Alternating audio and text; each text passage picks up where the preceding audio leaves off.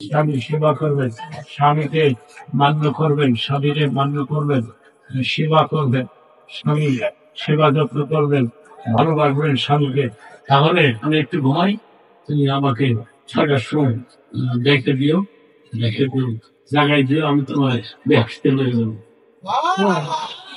মহিলা মানুষ তো বেহেশতের মুরগি বেশি না, আমার এখন তুমি আমার বেহেশতে আমি লয়ে যাবো। আমার বেগম 5 বার হজ করছে, মানে বেগম কত উমরা করছে।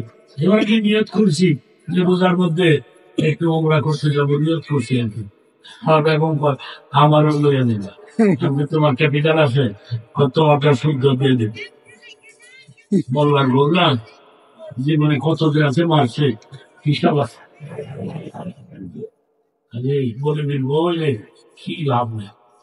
আমি বললাম বেগম হয়ে তুমি যদি সময় মতো ডাকো আমি তোমাকে জান্নাতে নিয়ে যাবো। এটা একটা হাদিসের কথা, সর্বশেষ কথা। এই হাদিসের কথা, এই আপনার আপনি জান্নাতে যাবেন তো, বলেন ইনশাআল্লাহ। কিন্তু আপনার বেগম কই? আপনি তখন জান্নাতের গেটে দাঁড়ায় বলবেন আমার বেগম, আমার বেগম কই, আমার বেগম কে?